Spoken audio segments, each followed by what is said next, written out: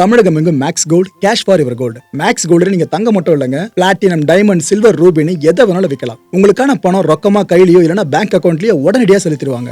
Market மதிப்பை விட 100 ரூபாய் ஒரு கிராமுக்கு உங்களுக்கு கூடுதலா கிடைக்கும். தமிழ்நாடு முழுக்க டோர் ஸ்டெப் சர்வீஸும் இவங்க ப்ரொவைட் பண்றாங்க. உங்களுக்கு கோல்ட விற்கணும்னா அதுக்கு ஒரே ஒரு பெஸ்ட் பிளேஸ் மேக்ஸ் கோல்டு தான். கால் 04445454545.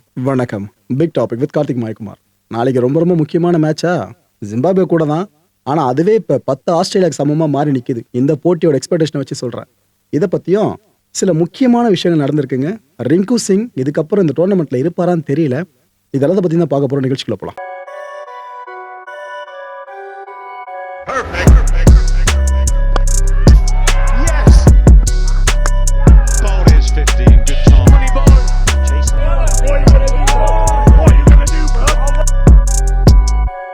நேற்றுக்கு செம மேட்ச் ஒன்று நடந்துச்சு. இங்கிலாந்து வர்சஸ் பாகிஸ்தான். இந்த ஸ்ரீலங்காவோட பள்ளிக்கலை ஸ்டேடியம் இருக்குல்ல, அங்கே தான் இந்த மேட்ச் நடந்துச்சு.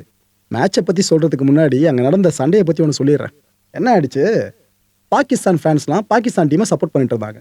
அதில் ஒரு சில ஃபேன்ஸ்லாம் நம்ம திரும்ப திரும்ப பார்த்துருப்போம், அப்பப்போ வைரலாக இருப்பாங்க. அப்படி ஒரு ஃபேனுங்க ஒருத்தர், அவர் என்ன திரும்ப குற்றச்சாட்டம் முன் வச்சாரு, இது போல் இந்த இங்கிலாந்து ஃபேன்லாம் என்னங்க இது இப்படி பிஹேவ் பண்ணுறாங்க, பீர் பாட்டிலாம் தூக்கி அடிக்கிறாங்க, என்ன இப்படி இல்லாமல் கடுப்பை வெளிப்படுத்துவாங்க, மேட்ச்ல ஜெயிக்க சொல்லுங்க, அதை விட்டு இப்படிலாம் பண்ணுவாளான்னு அவர் ஒரு பக்கம் கத்த.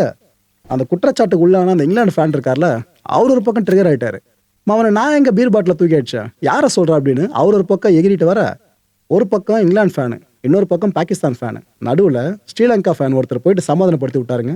இந்த விஷயம் நடந்துச்சாங்க. இந்த வீடியோ கிளிப்பு பயங்கர வைரலா ஓடிக்கிட்டு இருக்கு இப்போ.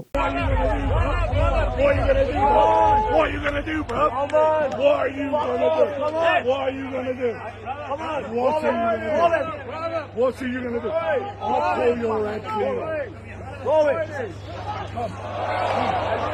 Roll it. No, it doesn't mean that's what happened to me. No, it doesn't mean. That's why I'm expecting you to roll it.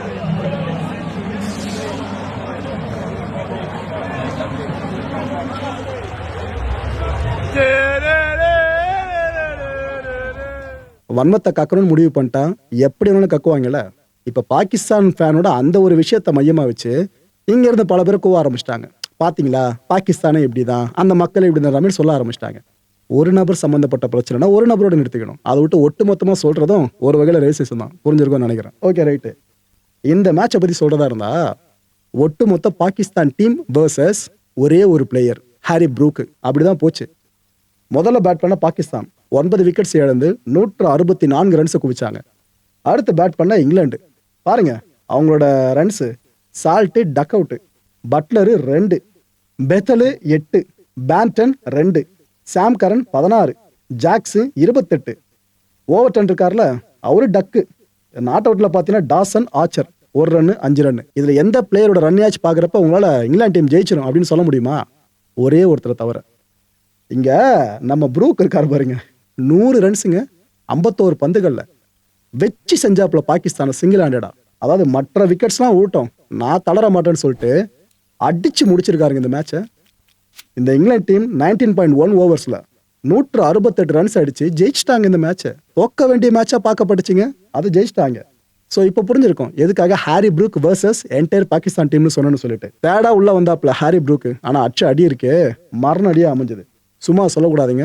இந்த ஜெனரேஷன்ல ஒன் ஆஃப் தி பெஸ்ட் பேட்டரா, ஒன் ஆஃப் தி பெஸ்ட் கேப்டனா கூட நான் Harry ப்ரூக்கை பார்க்குறேன். அப்படிதான் அவரோட performance இருக்கு. ஹாரி ப்ரூக் 2026 இந்த வருஷமே எடுத்துக்கிட்டீங்கன்னா இந்த ஸ்ரீலங்கா அணிக்கு எதிராக ODI சீரீஸை ஜெயிக்க காரணமா இருந்தாப்ல. இன்னொரு பக்கம் T20 சீரீஸையும் அச்சு முடிச்சிருந்தாப்ல. கேப்டன் ஹாரி ப்ரூக்கை பத்தி சொல்லிட்டு இருக்கேன். இப்போ என்ன பண்ணிருக்காரு, அவரோட டீமை T20 வேர்ல்ட் கப் செமிஃபைனல்ஸ்க்கே கூட்டு போயிட்டாரு. ஆமா, இங்கிலாந்து டீம் அபிஷியலா செமிஃபைனல்ஸ்குள்ள போயாச்சு. மற்ற டீம்ஸ் தான் கொஞ்சம் இழுபறியில் இருக்கு. ஆனா இவங்க ரொம்ப இலகுவா கால் எடுத்து உள்ள வச்சிட்டாங்க. ஃபர்ஸ்ட் கேப்டனுங்க இவரு. எதுல T20 வேர்ல்ட் கப் வரலாற்றிலேயே எந்த ஒரு கேப்டனும் செஞ்சுரி அடிச்சதே இல்லை. அப்பே ஏற்பட்ட ஒரு பெரிய பேரு இவருக்கு வந்திருக்கு. ஃபர்ஸ்ட் டைமா ஒரு கேப்டன் செஞ்சுரி அடிச்சிருக்காருன்னு. இங்கிலாந்து டீமோட கன்சிஸ்டன்சி இருக்கு, வேற எந்த டீமும் கிட்ட நிக்க முடியாதுன்னு நினைக்கிறேன். தொடர்ந்து 5வது முறையா T20 வேர்ல்ட் கப்போட செமிஃபைனல்ஸ்க்கு போயிருக்காங்க. 5வது முறையா தொடர்ந்து வேற எந்த டீம்லாம் பண்ண முடியுமா இது? இந்த குரூப் இருக்குல்ல, குரூப் 2, இதுல இங்கிலாந்து 2 மேட்ச்ல விளையாடி 2த்திலையும் ஜெயிச்சு 4 பாயிண்ட்ஸோடு செமிஃபைனல்ஸ் போயாச்சா. 2வது இடத்துல நியூசிலாந்து இருக்கு, அவங்களுக்கு ஒரே ஒரு பாயிண்ட் மட்டும் தான். அதுவும் எப்படி கிடைச்சுன்னு தெரிஞ்சிருக்கும் உங்களுக்கு. 3வது இடத்துல பாகிஸ்தான் 2 மேட்ச் ஆடியாச்சு, பாகிஸ்தானுக்கு ஒரே ஒரு மேட்ச் மட்டும் தான் இருக்கு. பாகிஸ்தானும் ஈடுபடுதாங்க. செமிஃபைனல் கனவுலாம் புதைச்சலாம் நினைக்கிறேன். அப்படிதான் இருக்கு. மற்ற டீம்ஸ் இருந்தால் இப்போ அவங்களும் எதிர்பார்த்துட்டு இருக்காங்க. கடைசி இடத்துல ஸ்ரீலங்கா. ஆனால் பாசகார நாடுங்க ஸ்ரீலங்கா. இந்தியாவுக்கு ஒரு நிலமனாக்கா நாங்கள் அங்கே தோளோடு தோல் நிற்போன்னு நிஜத்தில் மட்டும் இல்லை கிரிக்கெட்லேயும் காட்டுறாங்க. பங்காளி நம்ம ஒன்றா வெளியே போனாக்கா அப்படின்னு ஸ்ரீலங்கா இந்தியா ஒரு பக்கம், கூடவே பங்காளி பாசத்தில் பாகிஸ்தான் வேற நானும் வரேன்ற மாதிரி அவங்களும் ரெடியாக இருக்காங்க. குரூப் 2 ஸ்டேட்மெண்ட் இதுதான். அடுத்து இன்னொரு பக்கம் நம்மளை பற்றியே பேசுகிறோம், நம்ம பஞ்சாயத்தை பற்றியும்.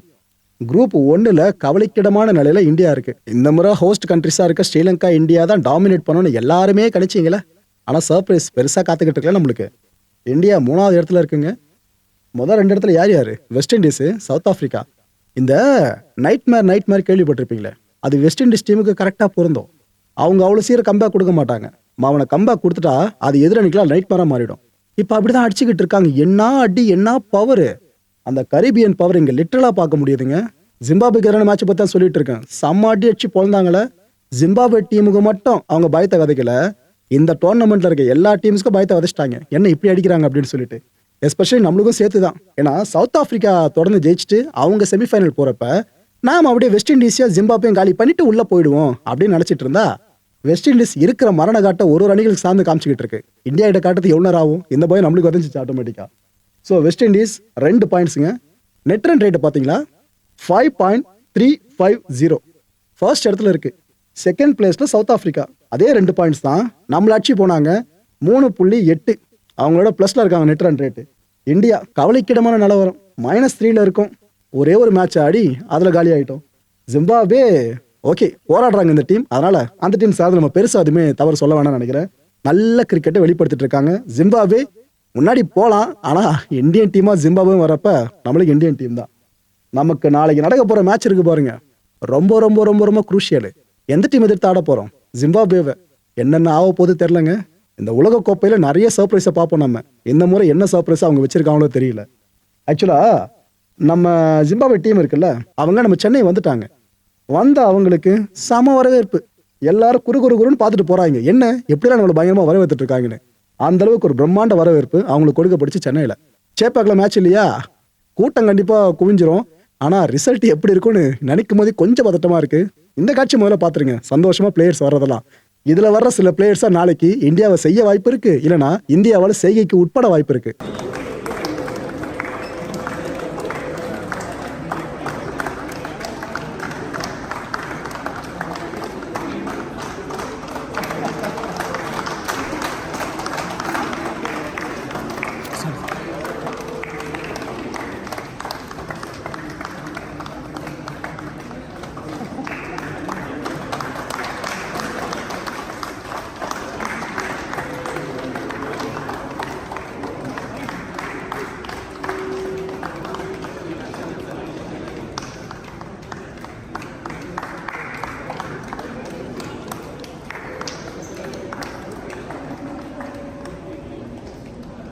இந்த மேட்ச்ல யார் ஜெயிப்பா அப்படின்னு ப்ராபபிலிட்டி சார்ந்து கேட்டாக்கா நிறைய பேர் இப்படி தான் சொல்றாங்க.